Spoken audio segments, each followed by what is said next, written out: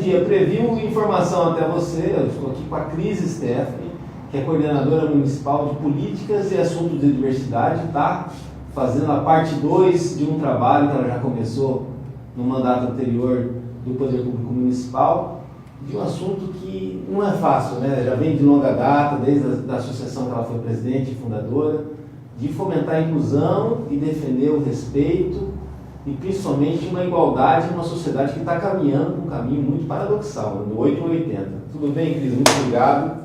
Eu que agradeço, muito obrigado pelo convite. É uma honra estar te entrevistando aqui. E como que você vê essa onda conservadora que acabou ganhando força nos últimos anos?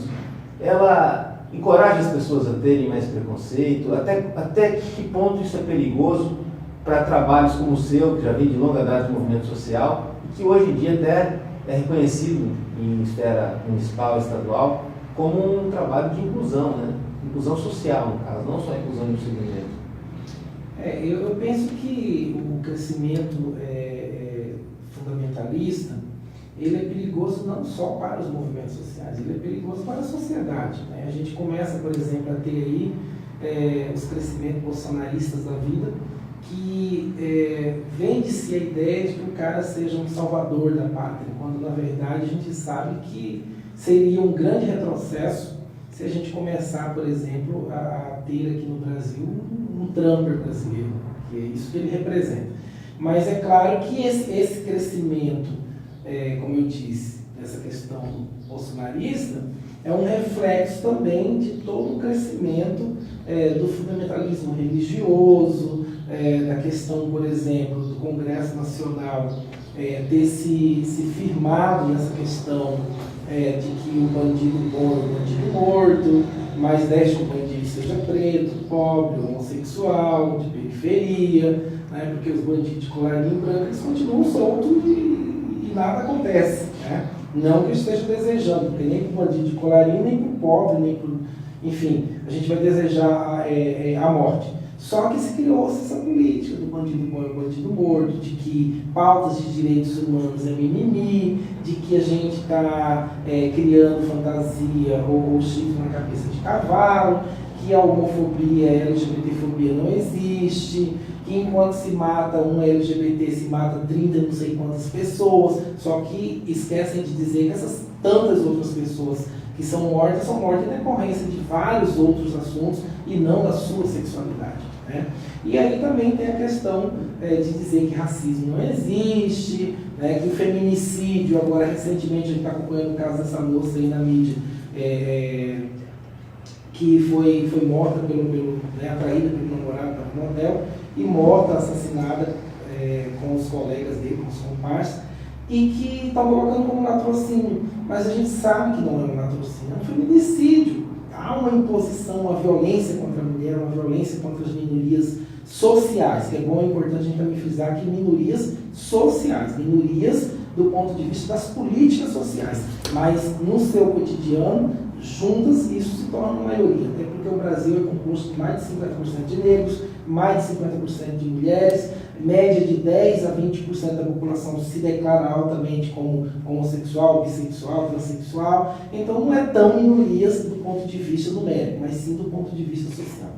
Cris, você, ao longo da sua trajetória de militância social, você participou da associação, que você deu uma notoriedade para a associação e teve uma notoriedade também, muito da imprensa também acabou contribuindo para isso, porque você teve em várias matérias e se manteve na mídia, né? Depois foi participar na prefeitura de um cargo na subsecretaria que demorou para ser até aceito. Você recebeu o convite, teve um delay de quase um mês para definir uma estrutura de trabalho, que foi até legal. Muita gente, quando vai aceitar um desafio desse, pensa só em si, no salário, vai. Você pensou no que você poderia realizar. E agora está tendo a oportunidade de continuar isso com o Marquinhos Trade. Você hoje, na sua situação, com o seu nome feito, você está livre do preconceito? E hoje em dia é um ouvinte de pessoas da tua realidade, né, LGBT, que fala assim, puxa, aconteceu tal coisa comigo, coisa chata. E hoje em dia as pessoas ficam mais intimidadas a te restringir das situações, ou até com você acontece também? Na verdade, quando a gente vai aceitar um cargo público, é super importante saber da responsabilidade que tem. E se fosse por questões pessoais, se fosse por questão de salário, eu acho que, né, tipo assim, pouquíssimas pessoas aceitariam. Até porque todo mundo imagina que salário de cargo comissionado são milhões, são salários altos, né? Não tenho o que reclamar, mas assim, eu penso que aceitar o desafio, tanto na gestão anterior quanto na gestão atual, é justamente por uma questão de solidificação de um trabalho de anos que a gente vem construindo enquanto movimento social, mas que precisa ser assumido pelo poder público, né? Por exemplo... Como uma política contínua. Uma política contínua, por exemplo, os movimentos sociais, claro que eles vão se perpetuar, talvez o TMS não exista daqui a 10 anos, 5 anos, 20 anos, mas outros movimentos virão, outras instituições aparecerão, ou seja, o movimento não vai acabar. Mas o movimento pelo movimento, ele não é necessariamente, como que eu vou dizer, não se segura, né? Se não houver uma contrapartida que é a aceitação do poder público para assumir as pautas de direitos humanos. O poder público precisa entender, precisa colaborar, criando políticas como essas que foram criadas no município agora recentemente no estado de Mato Grosso do Sul. Veja bem, quando fui para a gestão anterior, eu fui com o intuito de criar uma série de demandas que iniciou-se com a primeira conferência de Campo Grande da pauta LGBT, de direitos humanos para a população LGBT. Depois, pós-evento, a gente senta com o movimento LGBT e cria um plano municipal de política de cidadania da população LGBT. Esse plano ele vem com uma série de demandas estendida para várias pautas, que vai desde a saúde, assistência, segurança e todas as outras demandas transversais dentro do município. Essas políticas, algumas foram efetivadas, a gente pode citar inclusive o bom trabalho feito com o Conselho de Saúde e com a Prefeitura, em parceria com a HU, que foi a criação do ambulatório do processo transexualizador, que já está funcionando, inclusive os profissionais já estão, essa semana estiveram em Brasília fazendo capacitação para o atendimento. E aí a gente volta agora na gestão anterior para dar andamento e inclusive saindo do papel de sub para coordenadoria dentro de uma subsecretaria já de direitos humanos, ou seja, há um avanço gradativamente de toda uma política que foi iniciada e que agora já começa a andar e dar resultados. Quanto à questão das violências, dos preconceitos, ninguém está livre. O fato de eu estar na gestão pública, o fato de eu ter notoriedade, de aparecer na mídia, de ser conhecida, eu acho que isso torna muito mais vidraça, você se torna muito mais perceptível do ponto de vista de levar pedrada, né? E aí você sofre uma série de represálias, tem a imprensa que tem o intuito de informar, né? Porque eu sempre costumo dizer, há jornais e jornaleiros, há repórteres, né, e pseudos repórteres, há profissionais da comunicação e pseudos profissionais. Então tem pessoas que passam dezenas de anos numa faculdade estudando para comunicação e não aprendeu nada, né? Talvez aprendeu na teoria, mas na prática a coisa não funciona. Então não perdoa, né? Não perdoa. Essa é a grande realidade. Mas, por exemplo, lá na prefeitura, nessa coordenadoria que você faz parte, tem outros transgêneros também participando, trabalhando, ou hoje você está lá, tem toda essa representatividade, mas está só você e com uma equipe multidisciplinar para poder fazer esse apoio de política pública? Aí você tem que fazer o braço com a sociedade, com aquilo que você já fazia, que era a associação. Na verdade, assim, a coordenadoria ela tem um papel de coordenar, ou seja, ela vai coordenar, ela vai articular politicamente, ela vai fazer todo um aparato político em todas as secretarias. Então, o meu papel é conversar com o secretário de assistência, conversar com o secretário de saúde, conversar com a segurança, com a cultura, enfim, com todas as secretarias de governo para a implementação das políticas públicas dentro da prefeitura, dentro do município. Agora, elas têm isso, agora sim, claro que a coordenadoria precisa ser melhor estruturada. Como é um processo de início, de começo, a princípio tem eu, coordenadora, assim como tem a coordenadoria do negro, do índio, do deficiente, do idoso, e cada um tem o seu coordenador, mas dentro de uma estrutura de subsecretaria. Então, dentro dessa estrutura de subsecretaria, você tem algumas pessoas, por exemplo, da área de comunicação que vai atender essas coordenadorias, você tem as pessoas da área do administrativo que vai atender essas coordenadorias, e a ideia é amanhã ou depois, ou daqui mais uns dias, a gente conseguir, porque a gente também está dentro da estrutura da Secretaria da Mulher por enquanto, mas a gente vai ter nosso espaço, que vai ser nossa subsecretaria em frente ao Mar Vital, e a gente vai ter ali então um espaço adequado, que possivelmente a gente também vai ter os nossos colaboradores, que é a pessoa que vai ajudar na coordenação. Eu falo disso não porque a função do poder público você já está gerando um monte de emprego e tal, até porque tem a gente da comunidade LGBT que tenha talento, transgênero ou não, para estar também te ajudando e estar ocupando espaço. E a questão da ocupação no mercado de trabalho é um problema, por conta do preconceito, da restrição, não sei, do tradicionalismo burro, né? Até inclusive da inserção no mercado de trabalho, quando a pessoa acaba assumindo essa opção. E o poder público dando esse exemplo de empregando mais trans, talvez ajudaria também as empresas a pensarem igual também, né? Porque é uma situação muito séria, né? Sem o espaço no mercado de trabalho, a pessoa fica marginalizada.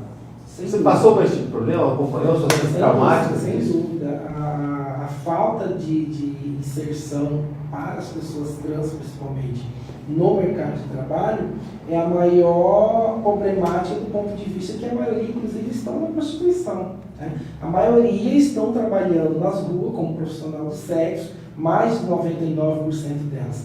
Um pequeno grupo, eu diria que até meio que seleto, mas não seleto porque por prioridades, mas por ter se destacado tanto socialmente, tanto na luta dos movimentos sociais, mas também por ter estudado, a gente consegue trabalhar melhor com a ter outras opções, né? Ter outras opções. Mas a grande maioria, infelizmente, vive da prostituição. Cris, e no caso, o que o poder público, como a política pública, pode fazer para estar ajudando, no caso de uma inserção no mercado de trabalho, ou até promover mais segurança, inclusive até para quem está na prostituição, né, do transgênero, ou está incentivando um processo de capacitação, que você falou que também, com mais educação, a pessoa vai ter mais opções na vida, né? É pensado isso, é trabalhado esse tipo de pauta? Na verdade, o ano passado, como era tudo muito novo, e a gente recém estava começando... Não tem um ano ainda, né? A gente iniciou um trabalho, por exemplo, de parceria com o PROINC, que o PROINC é um programa do município que faz transferência de renda e oferece serviços dentro da prefeitura em várias áreas, tipo creche, escola, limpeza de rua, e uma série de outras questões. E a gente conseguiu incluir algumas pessoas LGBT, até como eu estava dizendo antes, por uma questão de baixa escolaridade, de falta de oportunidade, então a gente conseguiu incluir algumas pessoas. Claro que a gente não quer necessariamente que as pessoas trans ou LGBT em geral façam apenas serviços subalternos. A gente gostaria muito de que daqui a 5, 10, 20 anos a gente tenha aí advogadas formadas, psicólogos, mas precisa uma escala de oportunidade, não uma oportunidade só. Exatamente. E aí, diante dessa situação, a gente está, no caso, a coordenadoria está criando um projeto, chama-se Transpondo Barreiras, cujo objetivo é a transferência de recursos para que elas possam estudar e se qualificar profissionalmente, inclusive com estágio dentro do município, mas que depois seja encaminhado ao mercado de trabalho. Claro que isso vai envolver educação, vai envolver assistência, vai envolver a fundação de trabalho, que é para a gente poder fazer um trabalho conjunto. E assim que o projeto estiver pronto, a gente vai sentar com o governador, com o prefeito e com o secretário da Secretaria de Governo do Estado, do município. Pode ser uma profecia. Pode ser uma profecia, mas porque, na verdade, a gente está com a subsecretaria estadual e, querendo ou não, algumas políticas transversais a gente também está trabalhando lá dentro. E eu tenho participado das reuniões, e às vezes termina falando em Estado. Mas, assim, de qualquer forma, a gente vai apresentar para o Lacerda, que é o nosso secretário de governo do município. E dentro da Segov, como é uma hierarquia, a Secretaria de Governo, a Subsecretaria de Direitos Humanos e as coordenadorias. A coordenadoria, junto com a subsecretaria, vai sentar com o secretário, apresentar esse projeto, e claro que a Segov vai, atendendo as reivindicações e em aceitando o projeto, fazer toda essa negociata com essas secretarias. A princípio é um projeto piloto, a gente não pensa em muitas pessoas, a gente pensa naquelas pessoas que estejam realmente em situação de maior vulnerabilidade, não que as outras não estejam, mas a que tiver com maior vulnerabilidade serão as primeiras a serem incluídas. Em média de 30 pessoas no máximo, para que a gente possa, no decorrer de um ano, fazer aí tipo um EJA, um SEJA, não sei, do ponto de vista de elas terminarem o ensino fundamental ou médio e fazer já essas capacitações via Pronatec mesmo, e aí fazer o encaminhamento para o mercado de trabalho. Deu certo? Claro que a ideia é a gente ampliar e mostrar isso como resultado, né? Olha, o aproveitamento foi de 80%, 90%, claro que a gente quer que seja 100%, mas digamos que na pior das hipóteses, 80%, 90%, beleza. Acima de 50% a gente considera um excelente aproveitamento. Até porque tem esse problema, quanto maior tempo na marginalização, mais difícil para recuperar. Eles falam recuperar não como a situação das drogas, mas assim, de ajudar a pessoa a se alavancar, a melhorar, buscar oportunidades, porque não existe uma data, é bom para as pessoas até entenderem, você poder explicar com a propriedade, não existe uma data para a pessoa ter uma opção sexual trans, inclusive também da própria sexualidade. E a partir disso tem famílias que abandonam, aí o mercado de trabalho segue a mesma linha e tal, e aí a pessoa fica à mercê, no caso. Né? E por isso que aí é a importância da política pública, que ali é abastecido com um imposto que todos nós pagamos, para ajudar a corrigir um pouquinho, a equalizar a situação. Né? Exatamente. É importante, primeiramente, frisar, senão a gente não usa o termo opção, né? Geralmente orientação sexual e identidade de gênero. A questão da identidade de gênero das pessoas trans, você tem a situação primária, secundária e aí vai. A primária é aquela onde ainda criança, adolescente, os pais descobrem a diferenciação e ao fazer as análises técnicas psicológicas, feito todo um trabalho de acompanhamento. Hoje no Brasil já tem alguns casos de jurisprudência em que pais começam, por exemplo, a fazer o tratamento de criança, adolescente, a partir dos 12 anos da transexualidade. E o secundário, que é aqueles que muitas das vezes já casou, teve filhos e tal, mas sempre teve uma transexualidade, mas nunca demonstrou, então isso ela se assume um período de tempo maior, que a gente chama de secundário. Agora, é claro que nessa questão das políticas, e aí você se qual que é mais recorrente para esse impacto social? Então, como você citou, é claro que quanto mais cedo você assume a sua orientação sexual e sua identidade de gênero, maior é o grau de vulnerabilidade e exclusão social. Porque se a família, que é o princípio de tudo, não acolher essa pessoa, ela vai justamente, aí você até falou, não da cura da droga, mas a droga também. É um paralelo. Porque se você vive a exclusão social, familiar, educacional, né? Você não consegue adentrar no meio educacional, você não consegue se inserir dentro de uma escola, estudar, terminar seus estudos, você não tem o apoio familiar, você não tem, por exemplo, as estruturas de governo não permitem, por exemplo, que você alcance as políticas públicas ou assistenciais. Talvez não existam, como está ficando agora. Exatamente, que também às vezes não existe. Então, por exemplo, você termina indo para a rua, vivendo da prostituição e se tornando presa fácil do tráfico. Você passa a ser mula, você passa a ser usuário, você passa uma série de outras questões, porque por mais que as pessoas criem, né, crie-se uma fantasia, uma ideia de que ser gay, ser lésbica, ser travesti é glamour, é plumas, é paeteza, é boate gay, é não sei o que, não. Nós temos muitos adolescentes, principalmente na faixa etária dos 12 aos 18 anos, passando necessidade, alguns inclusive os pais mandam embora de casa, vai morar na rua, outros às vezes porque a mãe mora com o padrasto já tentou estuprar, uma série de questões gradativas que não se fala porque está nas periferias. E aí no caso, a visão do preconceito, ela tenta minimizar como se fosse tudo a mesma coisa. E aí esse é o grande problema, que às vezes todo mundo passa pela mesma situação de tragédia, mas vindo de caminhos diferentes, né? Exatamente. E dependendo da mesma situação de...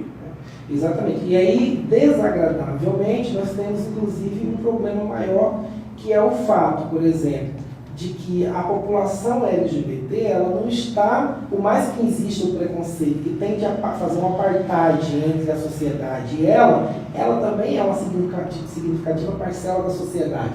E por ser uma significativa parcela da sociedade, ela termina replicando aquilo que a sociedade impõe. Por exemplo, a travesti loira, bem-sucedida, possivelmente vá ter um grau de preconceito contra aquela travesti que é negra e que mora na periferia.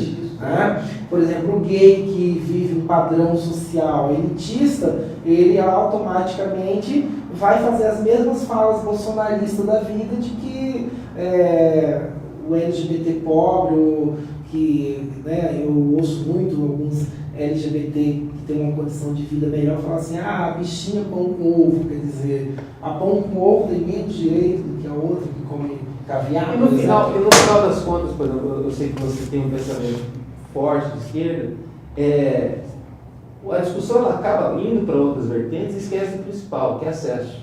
Exatamente. Que é o que no Brasil evoluiu-se muito nos últimos anos, aí abriram mão dessa valorização por conta de outros problemas de roubalheira, e aí tem que resolver roubalheira com outra questão, mas o acesso, ampliar o acesso a qualquer segmento que for, é fundamental para corrigir essas distorções que no nosso país está cheio. Né? É mais ou menos isso? Porque a visão de um de outro vai isso. Eu tenho comigo a seguinte questão. A gente tem que entender, para ser bem prático, o que um governo faz de errado, o que uma pessoa faz de errado, isso cabe à justiça decidir se está errado ou não e resolver. O que o governo faz de bom enquanto política pública, você tem que reconhecer. E uma coisa é notória, gostando ou não, hoje os movimentos sociais, as populações marginalizadas ou vitimizadas, elas só têm acesso a algumas coisas, inclusive a informação e às políticas públicas, graças aos governos de esquerda. Ou seja, existia um período antes PT e Lula, um período pós-Lula PT. Infelizmente, as pessoas tendem a colocar que todas as mazelas hoje existentes na corrupção, de tudo que não presta, é uma culpa do Lula e do PT. Mas não, antes do Lula e PT, há 500 anos atrás, o Brasil vem sendo saqueado e roubado pela extrema-direita desde quando o Cabral chegou no Brasil. Mas ninguém diz isso. E essas populações nunca tiveram tanto acesso como tem agora. Diga-se de passagem, com bastante retrocesso no atual governo golpista que está aí. Cris, e no caso, quando você citou o caso do PT, que teve essa oportunidade, ficou no presidente do tempo, esse pensamento, essa defesa do acesso a dar uma igualdade maior para as pessoas, não é propriedade de um só partido, só do PT ou só do PSOL, é de quem tiver essa oportunidade de procurar fazer essa missão, é uma missão de todo dia, né? Não é uma missão só de discurso. No caso, por exemplo, eu acredito que lá no movimento social, quando você começou, da associação, a gente não tem nem cara de partido, é todo mundo, cada um com o seu pensamento, mas se unindo em prol de um bem comum, no caso, que hoje em dia tem cavado esses espaços aí, vai até futuramente se transformar em secretaria, torço para isso.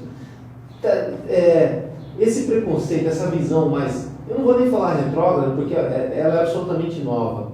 Ela tem limitado isso, de falar assim, não, todo mundo é igual, está tudo igual, ninguém precisa de situação de acesso diferente, todo mundo tem a mesma condição, todo mundo é brasileiro igual, e o LGBT e o gay, quem for, está reclamando porque quer uma situação particular, quer uma proteção especial.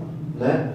E aí, no caso, por exemplo, assim, determina que qualquer situação de esquerda, qualquer vertente de pensamento de inclusão social, seja vinculado ao mais radical. E como você vê a esquerda radical? Eu penso assim, na verdade... A esquerda radical é uma reação, um remédio errado para a direita radical? Eu acho que assim, a direita reacionária, digamos assim, ela não pode ser combatida com uma esquerda também extremamente reacionária. A gente tem que pensar que a esquerda é tudo aquilo que comunga de pensamento divergente da desigualdade. Né? A esquerda ela sempre trabalhou na perspectiva assim, olha, na pior das hipóteses, já que vivemos num país capitalista, que minimamente as pessoas tenham condições, se não de igualdade, mas paralelamente parecidas. Por exemplo, que eu tenha minimamente um meio de condução de transporte legal, que eu tenha minimamente comida na minha mesa, que eu tenha minimamente educação eficaz para os meus filhos. Tem direito de economizar dinheiro. Isso, direito de economizar, de ter uma poupança, uma saúde de qualidade, tal. Que, na verdade, para um país onde se paga muito imposto como o Brasil, isso não deveria de ser tão difícil, porque é tanto dinheiro arrecadado, e se não fosse para os ralos da corrupção, sem dúvida, a população, tanto de baixa renda quanto de alta renda, teriam basicamente as mesmas possibilidades. Né? E aí, como você disse, é claro que isso não pode ficar ligado a um único partido, a um único isso ou aquilo. Eu citei o PT, por exemplo, que foi um único partido de esquerda que ficou no poder durante 13 anos e que, bem ou mal, criou algumas instâncias de possibilidades.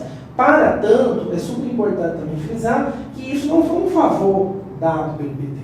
Não foi um favor dado pelo governo Lula. Isso foi uma política afirmativa que outros governos não faziam e que ele resolveu implantar, mas que deveria ter sido implantado no Fernando Henrique, no Sarney, no Collor e em tantos outros que passaram, assim como deveria estar sendo implementado e não retrocedido pelo atual governo, como deve ser continuado e aprimorado em governos que virão. E também dizer que, assim como o ex-presidente Lula e o governo do PT criou essas demandas, abrindo essas possibilidades, é super importante frisar que outros governos, que até então, porque as pessoas aqui no Brasil entendem como de esquerda partidos, e não os partidos. Né? Geralmente a esquerda está muito mais em um grupo de pessoas que pensam de forma diferenciada do capitalismo direcionado apenas para uma pequena quantidade de pessoas. Né? E assim, você acha que o ano que vem, ano de eleição presidencial, de governo do Estado, nossa de deputados também, o grande erro da direita, essa direita que tem ganhado muito espaço, eles não percebem, ou não sabem, talvez por ignorância, ou fazem questão de não entender, que no caso da política pública, você está hoje na política pública, mas já estava quando era na associação, o ganho é do mini triunfo, é do dia a dia, que nem a gente está falando do cidadão que ele está lá, foi para a marginalização, está na situação de drogas, como foi na Cracolândia, na São Paulo. Você não vai resolver a vida dele explodindo onde ele está e mandando ele correr atrás de ajuda. Às vezes, com um emprego, ou às vezes assim, com aquele dinheiro para ele resolver a dívida dele, ou uma mini história, vai ser uma soma de várias vitórias que vai tirar ele do caos. Como no caso do trânsito também, se você pega a pessoa numa situação muito vulnerável, não é só com uma ajuda que você vai ajudar ela vai ter que ter ajuda por muito tempo, de várias maneiras, para poder conseguir estar numa situação próxima da igualdade. É difícil a gente até falar da igualdade, mas assim, ela se sentir em condições, até você fala muito desse termo empoderada, todo mundo tem que estar empoderado, todo mundo paga imposto, todo mundo tem que ter situação, e a direita ela ignora isso. A direita, todo mundo já nasce empoderado, todo mundo nasce bem e todo mundo pode buscar suas possibilidades de maneira igual. E não é assim que funciona. A questão seguinte, a questão, por exemplo, disse no começo, né? Criou-se políticas bandido morre, bandido morto, essa questão de minorias é mimimi, que todo mundo tem as mesmas oportunidades, que basta lutar que consegue, mas a gente sabe que não é bem assim. Né? Um sujeito, por exemplo, que não tem uma refeição decente de manhã cedo, meio-dia e à noite, minimamente, 3 refeições decentes, ele não tem sequer ânimo para procurar emprego. Ele não tem sequer ânimo para estudar, ele não tem sequer ânimo. E daí não é só uma questão de ânimo, é uma questão também de saúde psicológica, de saúde física, que inclusive vai mexer com o psicológico desse sujeito ao ponto de ele não ter capacidade de aprendizado. Né? Então, quando a gente fala de inserção das políticas, e outra, é tão pequeno, é tão insignificante, claro que se juntando em milhões de brasileiros, você fala assim, veja, por exemplo, o programa Fome Zero, que virou depois Bolsa Família, né? Veja bem, parece uma coisa tão pequena, você dá para uma família tipo R$180, R$160, sei lá quantos, mas para quem não tem nem o que comer, é um começo. O Brasil consegue, por exemplo, sair aí à frente de outros países como um país que estava erradicando a miséria, a pobreza, né, estatal, e de repente você passa a voltar a fazer parte dos países com brasileiros, milhões de brasileiros em situação de miséria e pobreza novamente.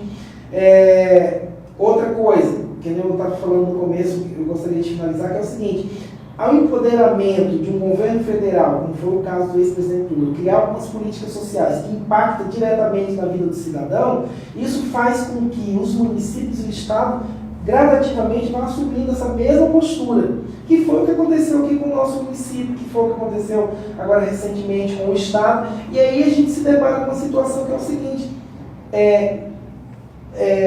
digamos que historicamente falado, o PSDB não seria um governo de esquerda e não teria essa percepção de política. Mas, como eu disse no começo, não é uma política do governo Lula ou do PT, mas que tem que ser uma política de Estado e não de governo. Né? E por ser uma política de Estado, quando o governo do Estado assume isso, é um legado que ele está deixando, inclusive, para outros governos. E aí importante também os governos entenderem que o que ele plantar aqui hoje, amanhã ou depois, os frutos que serão ganhos, mesmo que seja em outro governo, será lembrado que foi naquele governo que aquele fruto foi plantado, que floriu, que depois, né, chegou a dar os frutos. Então as pessoas não entendem isso, elas acham que assim, se é uma política de governo, eu faço porque vai me dar nome, mas se for uma política de Estado, só por questão de mimimi para ajudar esses miseráveis que necessariamente se põem dessa forma, porque a impressão que dá é que as populações vulnerabilizadas, elas se põem na qualidade de coitadinho, e o governo não tem a mínima obrigação de gastar dinheiro público, só que esquecem, porém, LGBT também paga imposto. LGBT também contribui com o erário público. E quando você vê, por exemplo, governos gastarem milhões, por exemplo, com Marcha para Jesus, só porque é de um determinado grupo religioso, que eu não sou contra que colabore, mas que também tem que ter a mesma percepção e o mesmo entendimento quando se trata de outros movimentos sociais, como, por exemplo, a Marcha das Vadias, a Parada LGBT, a questão, por exemplo, do 7 de setembro, e aí uma série de outros movimentos, inclusive dos movimentos de matriz africana, que são extremamente estigmatizados nesse país. Né? Você vê, por exemplo, um padre pode fazer uma missa do galo e amanhecer o dia na rua. Um líder religioso evangélico, ele pode, por exemplo, fazer um culto de vigília e passar a noite, né, ali. Agora, chamadas cruzadas. Agora, o cara lá que é do candomblé, da Umbanda, se ele bater tambor até 10 da noite, a polícia já está na porta. Então, onde que está o princípio da igualdade, o direito igualitário para toda, a laicidade do Estado, o respeito às religiões, inclusive, que está na Constituição? Então a gente passa pelo princípio que tudo é mimimi, tudo é que a gente está se vitimizando, os direitos são iguais, mas se você não cria mecanismos, se você não cria estruturas, se você não dá oportunidade e não diz que respeitar direitos iguais é justamente saber lidar com a diversidade e com as diferenças, você não consegue implementar políticas públicas. Cris, eu vou para a última pergunta, a pergunta de $1 milhão. A política ela anda muito desgastada, isso em qualquer esfera, né? Nacional, estadual, no município também, porque a dificuldade de realização está enorme. Um governo pega, às vezes, uma situação de administração pública totalmente sucateada, quando ele começa a arrumar, às vezes ele não tem a oportunidade de continuar, ou ele continua e fica pressionado pela lei de responsabilidade fiscal, pela dificuldade do próprio custo de revitalização das coisas. Então o político está percebendo que aquela saída que existia antigamente, tipo, faz obra que você resolve o teu nome, que você deixa legado, que você recebe ela para sempre, não é mais tão possível. Ele vai ter que fazer outro tipo de obra, talvez uma obra social, ou uma obra conceitual. O preconceito, ele não pede licença, mas ao mesmo tempo também a coragem, no caso de pessoas como você, também não pede licença. Você não chegou onde você chegou hoje andando com passos curtos, você foi rompendo os passos. A política chegou num ponto que ela não tem jeito, ela é obrigada a apostar em pessoas como você, seja no movimento LGBT, seja no movimento comunitário, não tem saída. Porque assim, a velha política está desgastada. A nova política, seja qual for o prefeito, qual for o governador, qual for o presidente, eles são obrigados a governarem junto nos movimentos sociais. Esse é o caminho para governar junto com a sociedade? Eu penso que pessoas boas e ruins elas vão existir em todas as camadas e classes sociais. Não é porque eu faço parte do movimento LGBT que eu vou dizer que lá só tem gente bondosa. Sim. Né? Claro que, agora, isso não significa que o fato de alguns LGBTs republicar esse formato que eu diria até meio criminoso de algumas outras pessoas fundamentalistas, que por causa disso elas são menos merecedoras. Ao contrário, muitos LGBT se marginalizam ou terminam marginalizando outros em decorrência justamente da marginalidade em que elas sofrem. Então, quanto mais marginalizado é o grupo social, quanto mais vitimizado, maior é a sua falta de percepção e de consciência política. Né? E isso dificulta. Agora, é claro que quando os governos que aí estão, que hoje estão extremamente desgastados, e aí a gente vê, por exemplo, abrindo esse formato de política, eu diria, não assistencialista, porque eu penso que há uma diferença entre assistência social e assistencialismo. De repente ficar dando cesta básica para as pessoas, simplesmente por dar, sem criar condições de que ela possa amanhã pescar o seu próprio peixe ou ganhar o seu próprio pão, você termina criando aí um assistencialismo que não vai levar em nada. Que só vai esgotar os cofres públicos e vai aumentar cada vez mais o número de pessoas. Mas você não vê uma diferença? Talvez antes, eu tenho essa impressão. Qualquer partido político, da esfera política, aproveitava de movimentos sociais, no caso também do LGBT, para tentar afirmar um território, ou determinar esse território por um determinado tempo. Hoje em dia, o partido político, ou os partidos políticos, diante desse desgaste, não tem mais esse direito, não conseguem fazer isso. O mínimo que eles podem fazer é abrir o território para os movimentos sociais, para que, já que você já realiza de outra maneira. Isso está acontecendo assim, isso está acontecendo, está se abrindo o leque, claro que aos poucos, que nem eu disse, eu só tenho a agradecer, né, tanto a gestão passada quanto a gestão anterior, principalmente na pessoa do prefeito Marquinhos Trade, que assim, pela essa percepção, por esse reconhecimento, por essa, digamos, por essa política que foi implantada, pela continuação do ato, que não é apenas simbólico, é um ato realmente de resistência, de construção social, que vai trazer ao longo prazo uma diferenciação de política que hoje existe. Ou seja, nós começamos isso no final de 2015, então um ano. Sim. Então, nesse um ano, a gente já conseguiu avançar várias políticas dentro do município. No decorrer de 4 anos, a gente espera que daqui para frente, daqui a 4 anos, a gente tenha uma série de demandas, inclusive do ponto de vista de resgate da cidadania, da dignidade, dos direitos fundamentais das pessoas em situação de vulnerabilidade social acrescida. E aí não só do LGBT, mas do negro, que também tem uma coordenadoria, da criança e adolescente, do idoso, do deficiente, né, das pessoas em situação de rua, né, com a pastora que está lá. Identificar as vulnerabilidades, que é uma obrigação. Exatamente. Então, agora, quanto à questão do apostar nos movimentos sociais, nas militâncias, eu penso que os movimentos sociais precisam, e as lideranças dos movimentos sociais precisam também entender que fazer política também estar dentro dos partidos políticos, levando suas ideias e dizendo, justamente mostrando onde que estão os erros.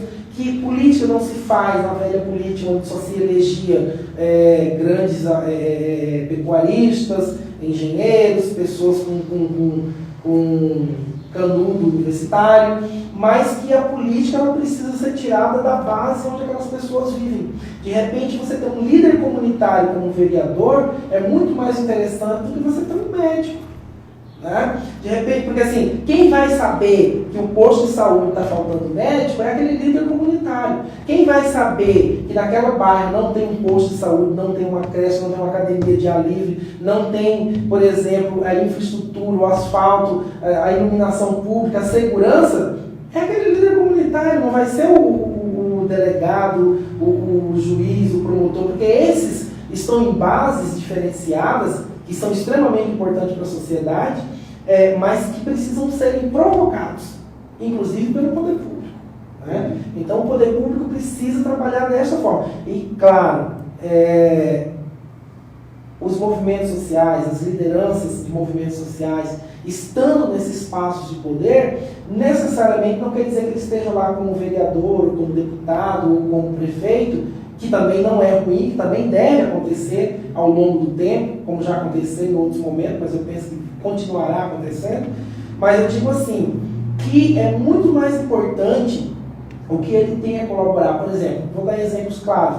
Você está, por exemplo, num conselho regional do seu bairro, você está num conselho comunitário de segurança, você está no conselho de saúde, você está no conselho da criança e adolescente, no conselho do idoso. Quer dizer, você tem as possibilidades de deliberar ali, porque os conselhos hoje são todos deliberativos. Você delibera, você cria orçamento. Poder de participação. Você cria plano orçamentário que manda para a Câmara, que a Câmara aprova, que vai para o prefeito tem a obrigação. Então, quer dizer, nisso tudo, a prefeitura termina ganhando, porque daí o prefeito não se sente também menosprezado, porque, na boa, eu não sei porque eu nunca fui prefeito, mas eu imagino que um prefeito que não tem o apoio social, que não tem o acolhimento dos movimentos, que não tem, por exemplo, a percepção social do que acontece lá fora, e os movimentos não contribuem com a gestão, inclusive não só levando os problemas, mas inclusive propostas de melhorias e de solução, porque a crítica vazia, aquela crítica desconstrutiva, que é só criticar pelo criticar, isso para mim não vale. Eu penso que toda crítica é bem-vinda quando ela vem composta de uma excelente solução.